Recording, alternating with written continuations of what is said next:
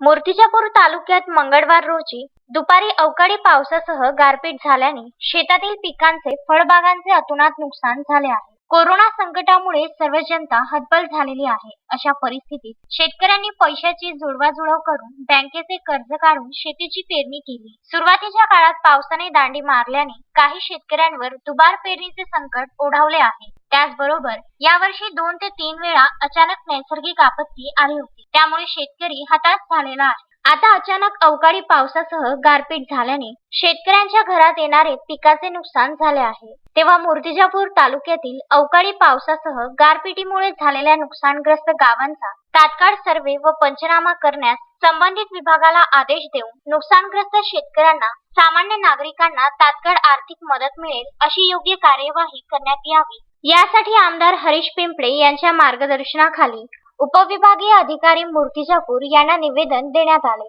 यावेळी भाजपा तालुकाध्यक्ष भूषण कोकाटे, शहराध्यक्ष रितेश सबासकर, कमलाकर गावंडे, पप्पू मुळे, शहराध्यक्ष हर्षल साबळे, राजू कांबे, अभय पांडे, मकरंद पाटोडे, प्रदीप अवघाते, अतुल लाटा, अर्पित गावंडे यांची तसेच भाजपा पदाधिकारी व कार्यकर्त्यांची उपस्थिती होती। पार्टी मूर्तिजापूर ग्रामीण और शहरातर्फे जे काल अतिवृष्टी झाली, गारपीट झाली, त्यामुळे जे शेतकऱ्यांचे नुकसान झाले त्याबद्दल आज निवेदन देण्यात आले।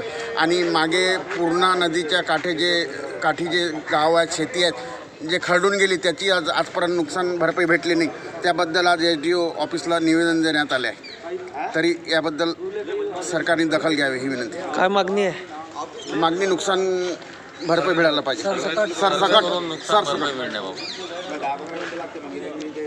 मूर्तिजापूर तालुक्यातील अवकाळी पावसाने व गारपिटीमुळे जे अतोनात नुकसान झालेले आहेत त्या नुकसानाची एकरी 50,000 रुपये भरपाई महाराष्ट्र सरकारने द्यावी अशी मागणी भारतीय जनता पार्टी व भारतीय जनता पार्टी युवा मोर्चा शहर व ग्रामीणतर्फे आम्ही मूर्तिजापूरमधून करत आहे। मागच्या वेळेस पूर्णा नदी काठातून जे शेतकऱ्यांचे नुकसान झाले त्याची सर्वे झालेले आहेत, त्याचेही पैसे आजपर्यंत आलेले नाहीत। पीक विम्याचे पैसे आलेले नाहीत।